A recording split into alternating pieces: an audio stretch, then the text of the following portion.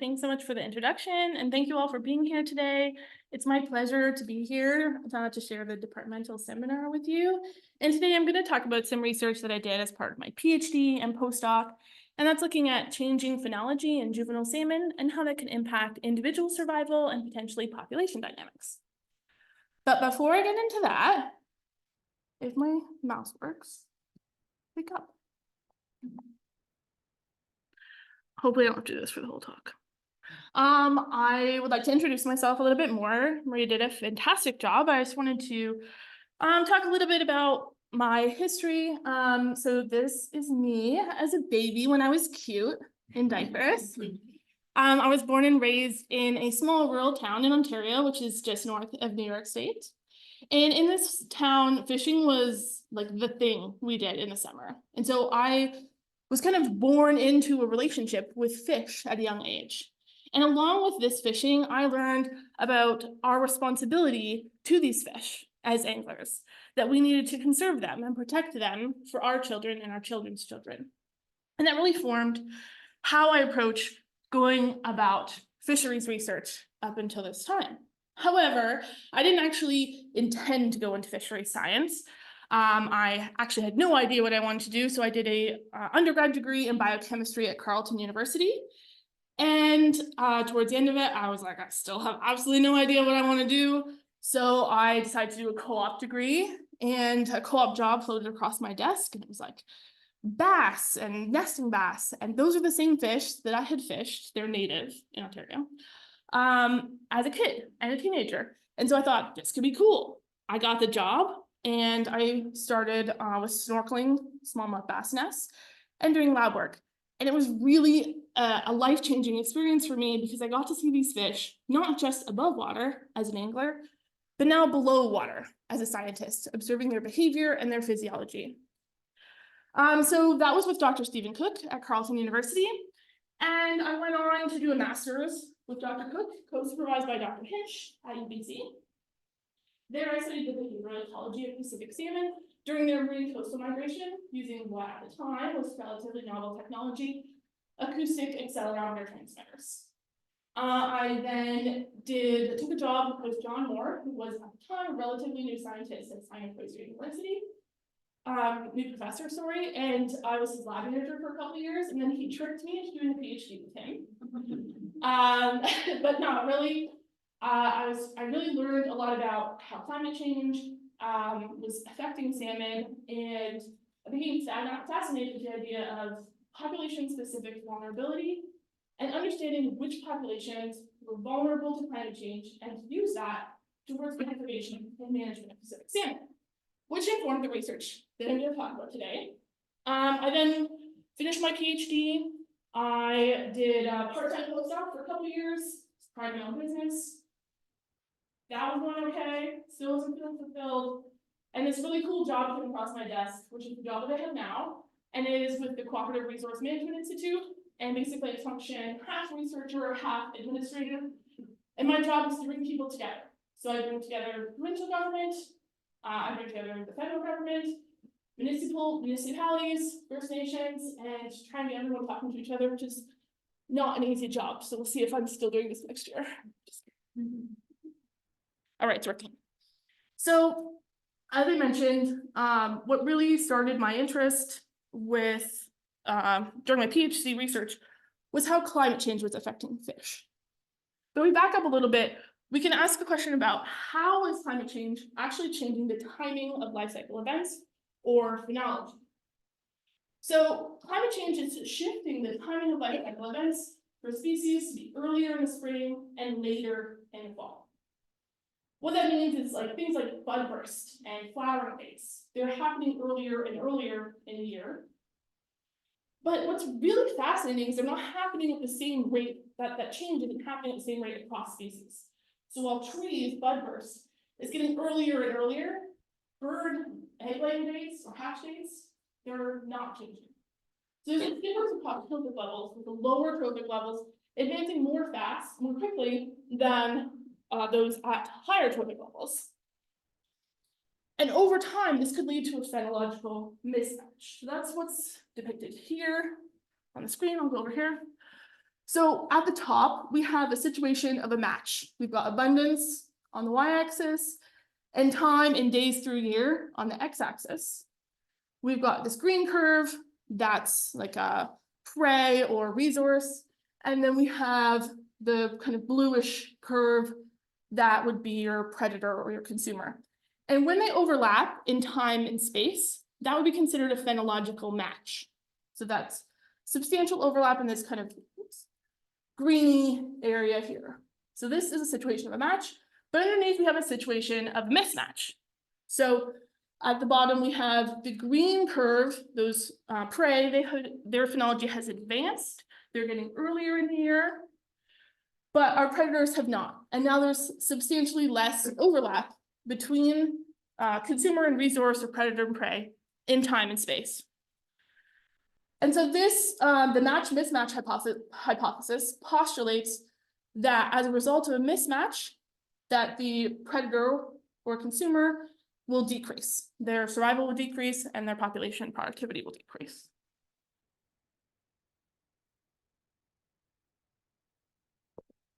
So I'm guessing this is not new to anyone in the room. So I'm gonna go pretty quick through this.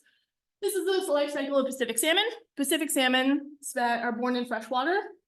They spend several years in freshwater before moving into the ocean, spend several years in the ocean, growing before they return as adults, spawn, and the cycle starts again.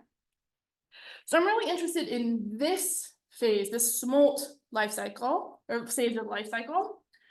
And that's because it's kind of a pinch point for overall population dynamics. So fish, these juvenile salmon, they live their lives in freshwater, they migrate over to the ocean, and that first few months in the ocean is a critical time for them. If more of them survive that period, more adults come back. So it's this kind of pinch point that determines how many adults come back and are recruited into the fishery. So what determines whether a fish survives this first few months in the ocean? Well, generally we think that larger fish and faster growing fish have higher survival. So it's a race to get as fast as you can by the end of the summer. More fish that can get fast and achieve that kind of critical size, more fish will survive that period, more fish will return as adults. We also know that fish grow relatively faster when they enter the estuary early in the year. So my question is then, could timing matter? And more specifically, could timing matter relative to food availability? So imagine a situation, you're a smolt, you migrate down into the estuary, you get to an estuary, there's tons of food. You can grow really fast, achieve your critical size, more of you survive, and then more of you return as an adult. So that might be the situation of a match.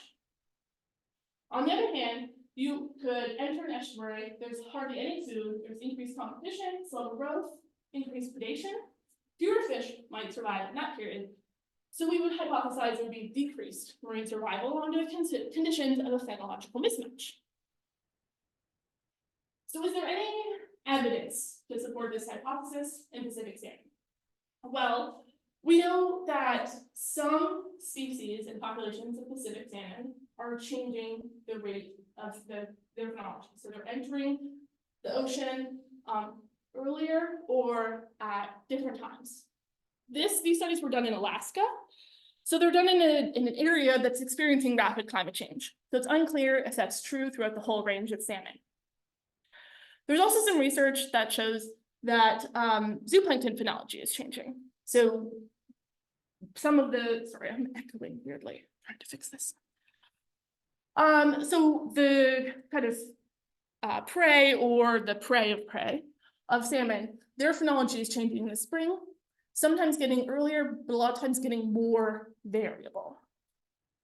So this could lead to a situation of a phenological mismatch in salmon, potentially. So that brings me to my 3 questions for today. So my first question is the phenology of juvenile salmon shifting? Second is, are they shifting relative to their prey? Because shifting isn't necessarily a bad thing. If salmon prey are changing and they're maintaining that rate of change, they're continuing to match through time. So in that case, a shift might actually be a good thing. So the question is, not only is there a shift, but is there a shift so they're becoming more out of sync with their prey? And the final question is, does phenological mismatch impact survival? So we're going to dive into this first question. This paper was published last year in Nature Ecology and Evolution. And this is it's the largest paper I've attempted in my career at this point. It took over 6 years to get all these data sets and data holders together. I worked with over 50 scientists from 10 organizations to build the largest data set in juvenile salmon outmigration timing in the world. So here, all the dots represent the different data sets that we have. And they represent all the different species of Pacific salmon. So coho, steelhead, chinook, sockeye, and trout. And each point here has at least 20 years of data. And they're all predominantly natural origin or wild salmon.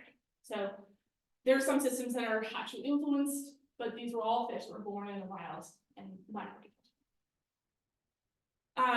So what does this actually look like on the ground? So I didn't collect this data, I brought it all together. My co-authors and data holders, they went out and actually collected this data. And so I've got a sample of what that would look like. Here on the bottom left, this is a fish fence, it's a complete fence. These were collected with fences, rotary screw traps, and bikes, and other sampling for juvenile salmon. And so what happened is every day, at least once a day, often twice a day, someone would go out to this fence and capture or count the fish that this fence intercepted. There's like a box, the fish get funneled into the box, they stay there, they're counted over the fence. This happened every day, twice a day, for the entire smolt sampling window, which sometimes went from January through to July. Every year for at least 20 years. My longest data set started in 1954. So these are absolutely colossal amount of work that I did not do.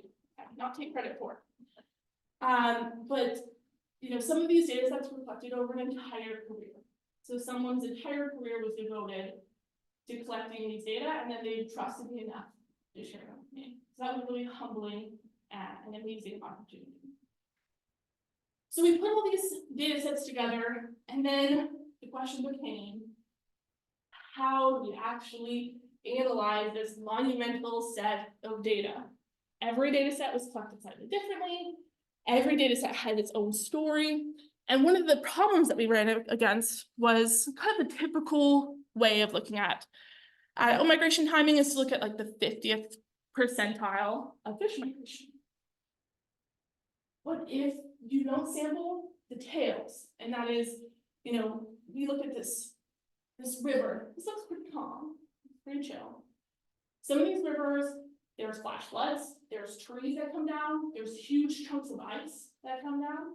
These are raging rivers, and many times there's whole days where the traps are taken out of the river just to preserve them. So if you miss a bunch of days, so you didn't catch your fish those days, if you missed the tail because you couldn't get your fence in because there was so much ice, that adds problems to the data set for analyzing it using the traditional 50% migration approach. And it's a particular problem when you're dealing with 66 data sets that range from Alaska, the mountainous, ice-covered Alaska, all the way to the desert in Oregon. So we developed this package. So Joe Anderson, Eric Ward, and I developed this package. It's called Phenomix. The companion paper was published in Ecology last year. And we built a hierarchical model that we hoped would be able to deal with some of these issues. How it does that is it has a base level of the model. Here we have log abundance on the y-axis and date of year on the x-axis. And the model estimates this curve. The curve can have different shapes, which is key. So it can be normally distributed. It can also be asymmetrically distributed. So have like one side that's a bit bigger, longer than the other. And that was key because most of our populations have a longer end tail than they did have other days.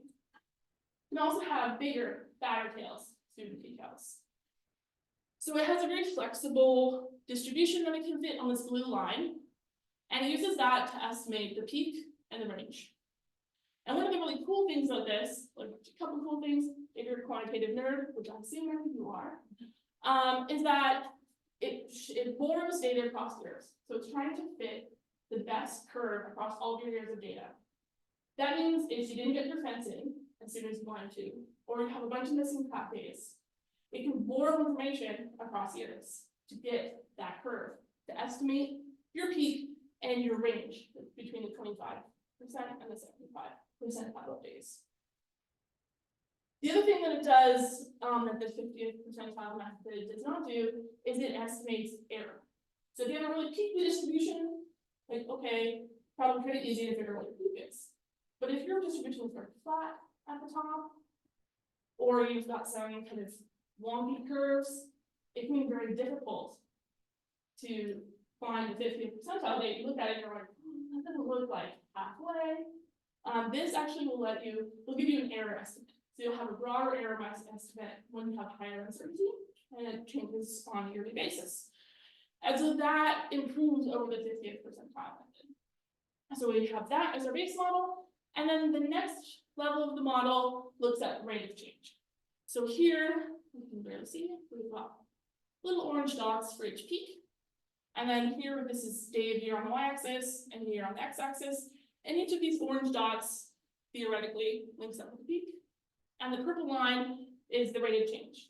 So that rate of change incorporates uncertainty in your y-axis, your day of year. And also it estimates uncertainty around the rate of change. So, and that way it propagates error. So as I said, this package is available. It's called phenomens. So we used that package to estimate the rates of change of migration timing of salmon. This figure is a little bit to unpack, so I'm just going to kind of slow down and unpack it. And if there are any questions, please stop me at this point. So we've got species here on the y-axis, and then we have rate of change on the x-axis. The rate of change is in days per decade. And a negative rate of change means that the migration timing is the peak in this case is getting earlier every year. So in this figure, you can see, day of year, this is January, this is March. Your migration, peak migration is getting earlier in the year. And then a positive rate of change would be actually getting later in the year. So we've got all these different curves. We can see like coho, for example, the average right on zero. It is on average coho as a species. There were juvenile salmon outmigration timing was not shifting. But if you look at pink and chum, sockeye, they're getting earlier. So their migration timing is advancing. Now, the sample size for pink and chum is really low. I can only assume because people don't care about them, which makes me very sad. But all of the samples for this was higher than any single sample for any of the other species. One of the chum data sets ends in 1964. So I would say it's probably an estimate. So the next thing I wanted to unpack was, okay, so we see coho, okay, it's not shifting, you don't have to worry about it, move on. But what was really fascinating is we dug a little bit deeper into the individual population level variability. And what we found here is that even though on average coho is not changing, we've got population on the y-axis here and phenological change on the x-axis. We have 17 of the 26 are actually getting earlier, and some of them are actually getting later. These are organized latitudinally, and there's no obvious latitudinal pattern, which is really confusing. And in fact, we attempted to explain this using 17 different environmental variables, including latitude, elevation, this is the ocean, changes in air temperature, changes in precipitation. If you're like, Sam, you should use water temperature. I absolutely want to use water temperature. I'm trying to use a single data set across the entire of the range of salmon, and it just did not exist, unfortunately. So air temperature was classic.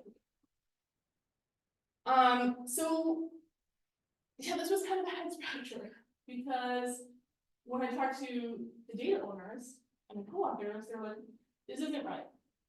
I know when my salmon show up. It's predictable. When the water temperature hits 4 degrees, my salmon will show up the next day. As soon as the flow starts to increase in the river, the salmon will show up. I know when they're going to show up. So then why can't I tell when they're going to show up? So we dug a little bit deeper, and I looked at the relationship between the rate of change of air temperature, the average air temperature 3 months before migration, and that peak day of year. So this is the x-axis is the average temperature 3 months before migration, and the y-axis is the peak migration. And what you can kind of see, sort of, kind of tiny, sorry, is that, you know, my co-authors are right. They know their system is best. Within a system, temperature is fairly predictive. But these relationships were different across systems. So we've got, like, if we look at the steelhead up here, this population is advancing rather rapidly. So it's experiencing slightly warmer temperatures. It migrates later in the year, and it's experiencing kind of more rapid change to the, it is experiencing, when the temperatures get warmer, the day of year gets earlier. So, you know, warmer temperatures, much faster. However, if you look at these populations down here, when the temperature gets warmer, they actually migrate out later. It's this lack of consistency across populations that's confounded and wrong. So the populations aren't all behaving the same way. And this is actually kind of typical in salmon. They have this incredible built-in response diversity that, given a single stimulus, different populations will respond differently. And as a biologist, you might be like, that's good for them, because that means, given change in temperature, some populations are going to do good, and some populations are going to do bad, but overall, the species will continue to persist, which is great. However, salmon are managed in Canada, I think here too, salmon are managed by indicator populations. So for the entire province of British Columbia, for example, there are 3 indicator populations for sockeye salmon. The entire province, those 3 populations are assumed to represent the entirety of the province. And based on this, I'm going to say we're trying to estimate what a change in phenology looks like for those salmon. It's going to be pretty hard to do based on indicator populations, because each population is responding differently. So, double-edged sword. The other piece of this, so I talked about kind of peak change, I also want to talk about breadth. So populations not getting more broad or more narrow through time. So here again, we have species on the y-axis, and now we have change in peak width, where negative is getting more narrow and positive is getting wider. Oops. And what you can see, which was really interesting, was that steelhead and chinook, they're actually getting narrower through time, their populations. So their distribution is getting narrower. And this has implications for, like, phenological mismatch. If your population's distribution is getting narrower, it might be harder to have more overlap. And, you know, we didn't really have an explanation for this. In the paper, we kind of hypothesized that, especially for steelhead and chinook, we're losing those kind of distant populations. So a lot of these samples were taken the main stem, they're like actually meta populations, and we're losing the kind of tips of our watersheds as urbanization happens, and through other kind of anthropogenic impacts. And so that loss of diversity and habitat could be potentially driving why we're seeing a narrowing of the outmigration happening. But that's just our hypothesis, we haven't tested that. And then I just wanted to unpack this a little bit so you can see. So the steelhead, there's, you know, some latitudinal variability. Interesting. We see especially the Oregon populations seem to be getting more narrow. And then similar with Chinook, we have a pretty huge variability. I think with Chinook, the trick is they have kind of a broad migration window, and sometimes there's multiple peaks, so you get a lot more uncertainty. So to just summarize the first point, so species are shifting their peak phenologies at different rates. So on average, we saw the coho wasn't shifting, but pink and chum were getting earlier. But there was a huge amount of variability across populations. So getting into the next part, so this part was also in that paper. I just want to break it out into two kind of separate questions. The next part was, are salmon keeping pace with their food in the ocean? So are they entering an ocean that's increasingly less hospitable in terms of the amount of food? Is their food kind of shifting to be earlier before they get there? And again, I ran into the same problem with the analysis, and that was that there is no data set for the entire coast on like daily, weekly zooplankton or salmon prey through the whole coast. There's a really cool data set about the coastal corridor, which we'll talk about later. That's like every 2 weeks or so. But that's only in Oregon, and it was so cool to have them everywhere else, but we don't. So instead I use satellite-derived phytoplankton data. So phytoplankton are not salmon food, but they are a signal of marine spring. So when that phytoplankton bloom happens, you get algal growth, explosion of algal growth, an explosion of greenness in the ocean. Satellites can pick that up. And that's kind of this beginning of the cascade of upwards of energy and food level and the food chain, which will lead to salmon. So it's a proxy. So keep that in mind as we go forward. So for each one of these grids, I used satellite data to for every week of the year to estimate greenness. And you can kind of see, so this top one in section 11, so that corresponds to BC Central Coast. You can see these big red spots. So I know the axis is really small, you don't really worry about it, so it's weak here, and then, sorry, it's weak, yeah, it's weak here. And so you can kind of see there's the red dots here, those are like the bloom for that year. So it's year on the y-axis, week on the x-axis. So that's pretty sharp. But then as you move down to coastal Oregon, it's less. And it just has to do with the oceanography of this system.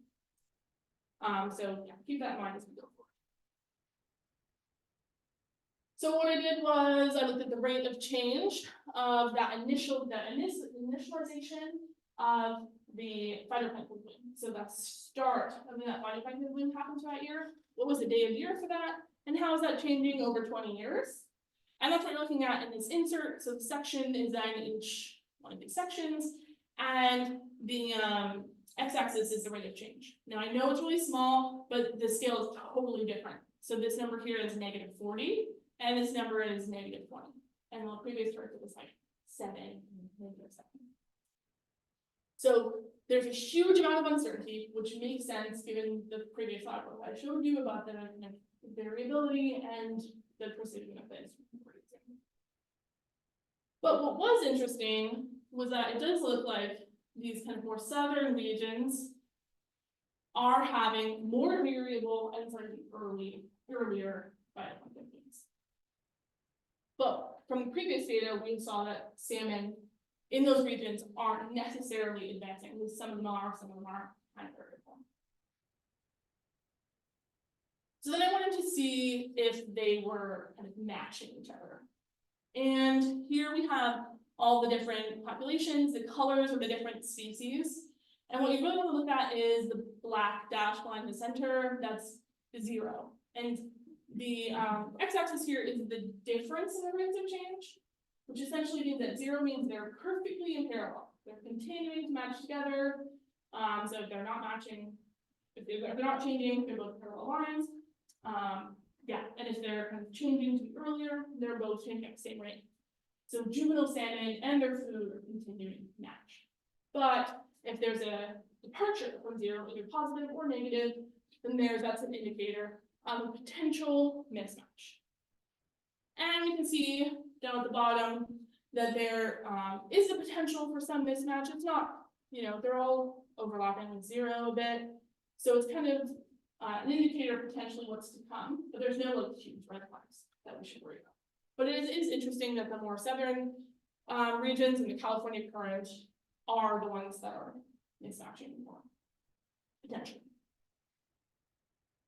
All right, so last question, Thursday, for the end of the day. We're almost there, everyone. So the next question, this paper was published in Progress in Oceanography in a special edition that was in memoriam to William Peterson, who was the brainchild of one of the data sets that I'm going to. The data set was his brainchild, and it's one of the data sets I'll use here. So to answer this question, which is, does phenological mismatch affect individual survival? I got to use two really cool data sets. Again, I didn't collect them, which is unfortunate. But so the first data set was collected by Thomas Behrens at WDFW, and he studied steelhead, the Wind River, which is a tributary to the Columbia. And so this small stream, they go out every year, they pit tag, so they individually tag juvenile steelhead, they measure them, and they release them. And those steelhead then migrate out into the ocean, spend a couple years in the ocean, migrate back up to the Columbia and through the Bonneville Dam, here at the bottom, and they're detected with almost 100% nutrient efficiency at the Bonneville Dam. So from this data set, we can say how big the steelhead smolts were, when they left, and whether or not they survived. We paired this data set with a data set I alluded to earlier, which is a data set on zooplankton abundance off the coast of Oregon. This data set actually was started in the late 1990s by Bill Peterson, and is currently taken over by Jennifer Fisher, and she's been my collaborator at NOAA on this paper. And so what they did was they went out every 2 weeks, sometimes a month in the winter, when we have conditions, and they did a zooplankton tow, and they counted the number of zooplankton. This is only part of what they did. They've done like way more than just northern copepods, but I used the northern copepod data. And the reason I use the northern copepod data is because a shift from kind of swishy, nutrient poor southern copepods to an ecosystem dominated by the northern copepods, this kind of crunchy, nutrient-rich copepods that happens in the spring, and it's called the biological spring transition date. And so it's an indicator of when the conditions start that are good for salmon growth. So steelhead don't eat northern copepods, but it is an indicator of when ocean conditions start to be good for salmon survival. And so we put these two data sets together. There's a bunch of kind of quantitative stuff that happened, which I'm happy to talk about later, but I'm not going to get into right now. And what we found was that larger fish always had higher survival. We have survival probability on the y-axis, and that biological spring transition date on the x-axis.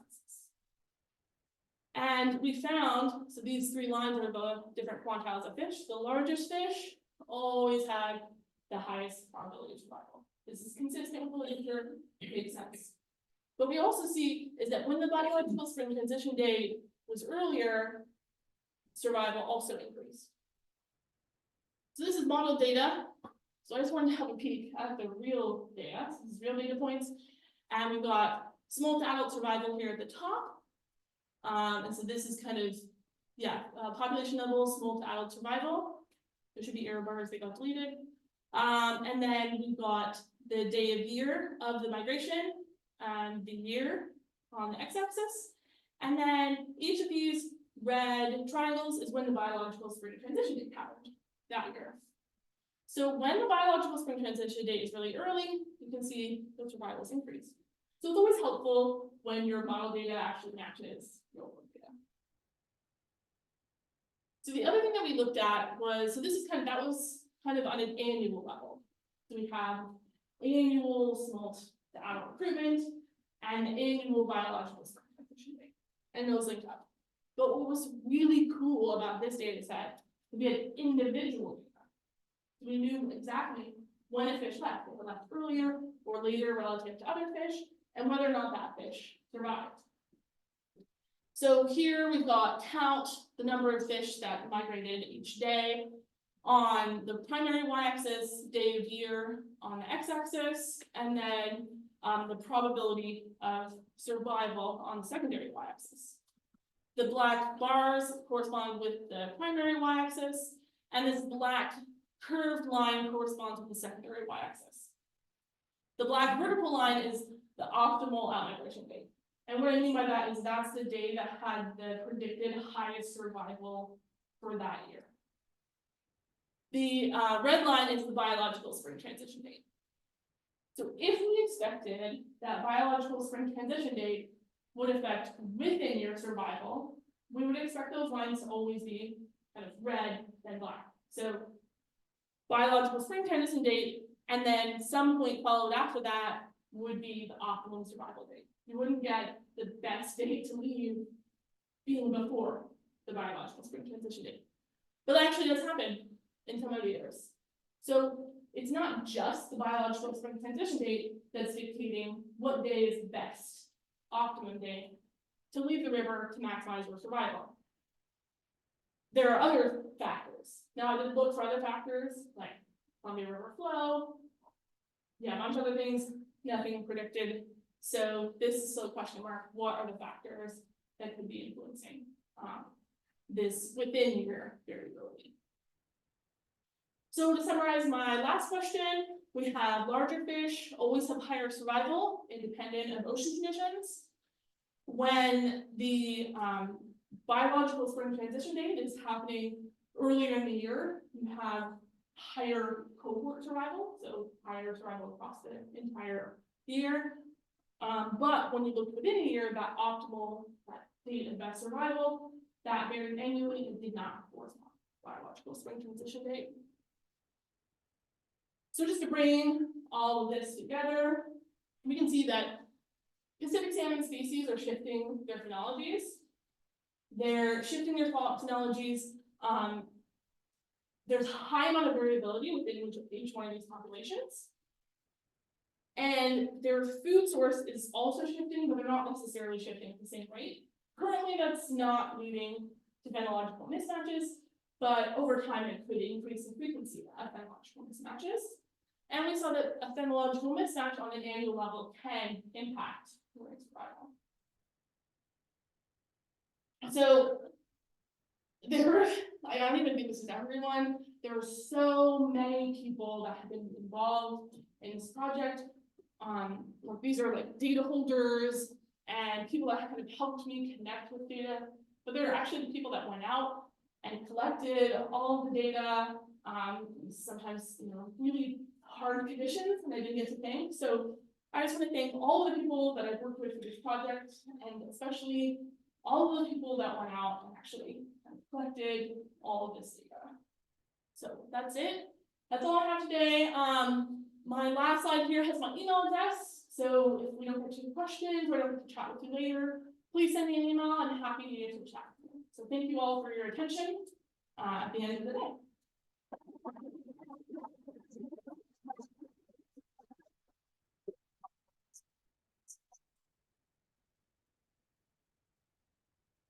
So I can't see if anyone has any questions. Maybe shout out. Yes. Did you try, if they're changing their migration time as a result of climate change, then they have to be responding to some cues in their environment. Mm-hmm. So, I mean, some obvious ones that would change would be water temperature and flow. Yeah. And they wouldn't change would be photo period. Yeah. Maybe go upward, migrating on photo period or something to be trying to correlate environmental variables in freshwater with changes for individual population. Yeah, so I wasn't able to look at water temperature and flow across all the populations, as there wasn't data for all the populations. So I looked at air temperature and precipitation and proxies like latitude, which I know like aren't perfect, but that was the best that we had. So I did try all those different variables to see if they correlated, and within a population, many of them would. So like the air temperature, for example, and precipitation within a population would correlate, but across the populations, they did not. So I think Yeah, I get this question a lot, especially with the data holders. Are like, we know there's relationships within a population, and there's kind of population-specific drivers and cues. And I think what this shows is that those drivers and cues are different for different populations. So they're not consistent necessarily across all species. Did that answer your question?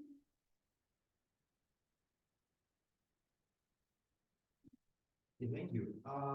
I forget what term you used exactly to talk about those populations that are used for the management. Oh yeah, indicator populations. Right, Yeah. right, yeah.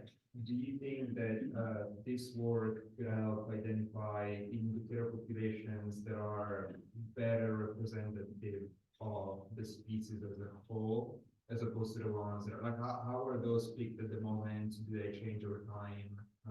Yeah, so it's a great question. Now, I can't speak to the US really, because I've only been involved in kind of the management in Canada. The populations were not randomly selected. They're usually selected for logistical reasons. So they're usually close to city centers or easily accessible on logging roads, things like that.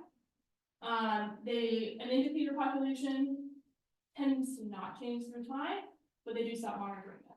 So there's a lot of populations that stopped getting monitored in the 2000s when we had a more conservative government come in and cut funding to experimental or to environmental biology.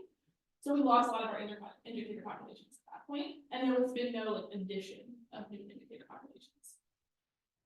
In terms of are they representative? Well, that's a fascinating question because we only have these kind of indicator populations to rely on. We don't have data from other non-indicator populations to test out to see if they're consistent. The best thing we have is the states, because in Washington, you guys do a pretty good job of monitoring your fish, and so we have a pretty good representation. And you can see there's a huge amount of variability even within Puget Sound. I am building a data set that has a shorter time series, so like 5 years of data instead of 20, just to see if there's like differences in actual phenology, so not change. And so I have yet to be able to answer that question, but I am trying to get there. But the data that I have that I showed here, most of the time juvenile salmon migration timing data isn't necessarily used in management. In Canada, they use it to like CWT tags, which the coded wire tag is part of the Pacific Salmon Treaty between the states and the US. And so they just have it by chance, just because they're already counting and tagging fish.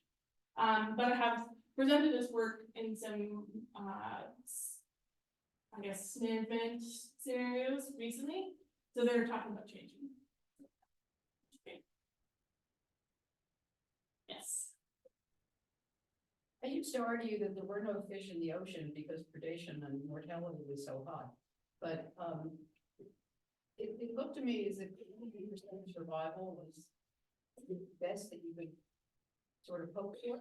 Who is eating? I mean, I presume that most of the fish that don't survive get eaten by somebody else. Do the predators have any human value? That's an excellent question, and I don't actually know if I can completely answer that. We know that seals, for example, eat a lot of juvenile salmon. So there's a lot of work that has been looking at juvenile salmon and seal interactions, especially hatchery juvenile salmon, seal interactions, and like the state of Georgia, which is like the northern part of Puget Sound. So do seals have human value? Ooh, that's like a tricky question. Commercial value, no, but like other value depends on who you ask, right? Similarly, like birds can predate. Young steelhead, I think in the Columbia, it's been documented.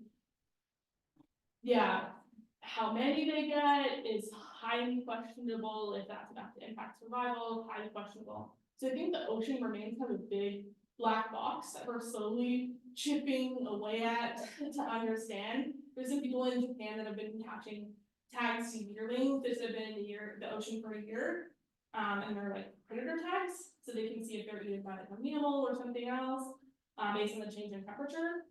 think that work is kind of gonna be out in the next few years, but, yeah, I wish I could answer your question. I think there's a lot of questions. I think, from what I've seen being out in the field, anything that can eat a salmon will eat a salmon, because they're delicious. And they have many, many predators. Thank you. Yes. Thanks for the really great talk and amazing amount of work. I was just curious, whether there are people asking similar questions about the freshwater phase. So are they seeing, for instance, mismatches between insect emergence and when the little baby salmon fall out of the ground, all that kind of stuff? Yes, I think there's only been a couple studies on that. I think it'd be fascinating. In my delve into looking for salmon phenology data throughout the entirety of British Columbia, I found a very, very sad number of studies on fry emergence. So I'm less familiar with the states. There has been a couple studies that I've seen, but Daniel, who is here today, has one, but there's not that many. And yeah, there's actually just not that many studies. And when I asked some people at the federal government, why is there no studies, it's not part of their management cycle. So they monitor smolts, and that's how they look at freshwater survival, and they monitor adults, and that's how they monitor marine survival. So it's not part of their management scenario. So I think there's only 2 long-term studies of fry in Canada, in BC. We can't actually look at fry in Utah because they emerge out of ice. And so, yeah, it's logistically challenging, and there's no funding for it. It would be very cool study. I think, Dan Selby, has tried to do a little bit of that work, but, they're not trying to still this day.